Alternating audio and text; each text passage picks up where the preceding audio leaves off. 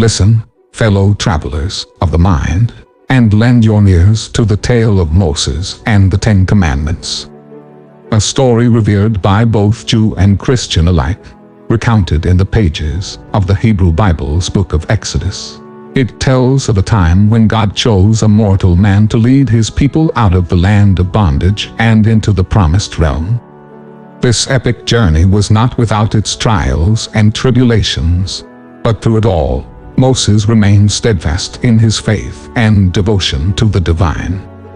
And so it was that in the midst of this holy voyage, God bestowed upon Moses a gift of great significance.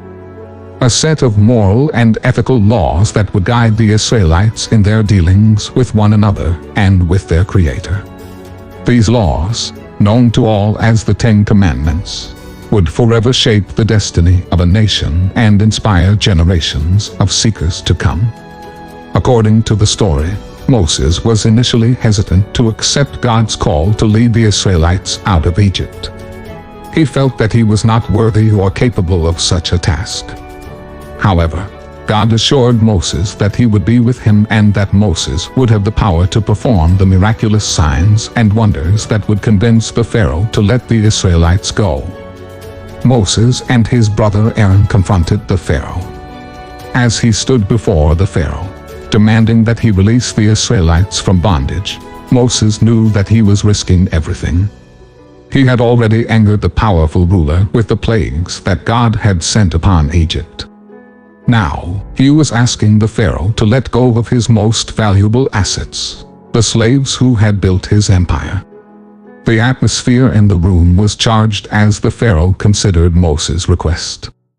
Moses could feel the weight of the moment as he waited for the ruler's response.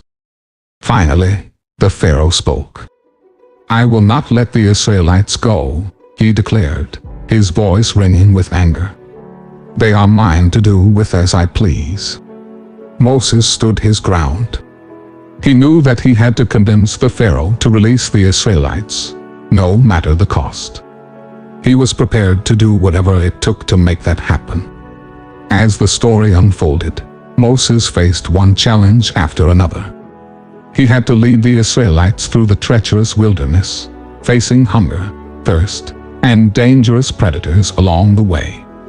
He had to deal with the Israelites' complaints and doubts, their lack of faith in him and in God. But Moses was determined to see the mission through. He drew strength from his faith in God and his unwavering belief in the righteousness of his cause. And finally, after a long and difficult journey, Moses arrived at Mount Sinai. There, he would witness a profound and transformative event that would purify the Israelites, much like a stone being struck by a hammer, removing impurities and revealing the true value of the stone to the builder.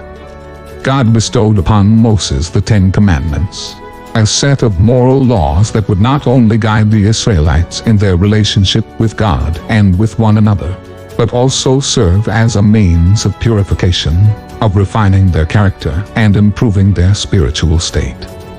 As Moses stood before the mountain, feeling the weight of God's presence around him, he understood that the 10 Commandments were not merely a set of rules, but a means of elevating his people towards a higher plane of existence. God began to speak. His voice gentle and still, like a calm breeze that whispers through the trees.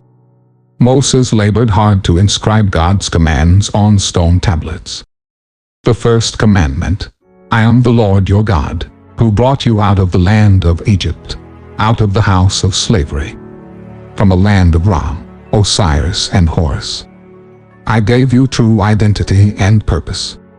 I now teach you to embrace your potential by knowing me better. Embrace the freedom at the heart of your existence and live fully and authentically, for I am the Lord your God, my very own likeness." The second commandment, "You shall have no other gods before me," a warning against the dangers of idolatry. It will remind you that you must not put your faith in false idols or material possessions, but instead focus your attention on the true source of your strength and blessings. The third commandment, You shall not take the name of the Lord your God in vain. A sacred reminder of the power of words and the reverence and respect due to the divine. Know that the name of the Lord your God is not to be taken in vain, for it is a name of great power and majesty. By using your words wisely and with respect, you honor the divine and uplift yourself. The fourth commandment. Remember the Sabbath. Keep it holy. Rest and renew your body. Connect with loved ones, and reflect on your purpose. A commandment for the well-being of your mind, body, and soul. Hearken to my words, for I bring you the fifth commandment. Honor your father and your mother. This divine decree speaks of the sacred bond of family and community. To remind you that aging is an inevitable fate of all who are born, and by honoring your parents, you honor your own fate. Reverence your elders, seek to understand their wisdom, and toil diligently to nurture meaningful relationships with those around you. For in doing so, you honor the divine plan and fulfill your spiritual destiny. You shall not murder echoes the divine truth that life is a sacred gift bestowed by Jehovah, the divine force animating all matter. No mortal has the right to extinguish it. Heed this warning against the gravest harm we can inflict upon others, and honor the sanctity of all life by working to safeguard and uphold it. The seventh commandment. You shall not commit adultery, to teach you, my children, the sacred bond of trust and loyalty within our intimate relationships, that you may value commitment and faithfulness, and how it affects the very foundation of your shared values and beliefs. You shall not steal. I warn you against the treacherous path of greed and selfishness, that you may come to respect labor, the path through which we channel the divine energy within us, and with each exertion of our will, we imbue the work of our hands with the power and grace of the divine. It is through our labor that we shape the world around us, and in doing so, by honest work and diligent workmanship, we bring ourselves closer to the divine. The ninth commandment.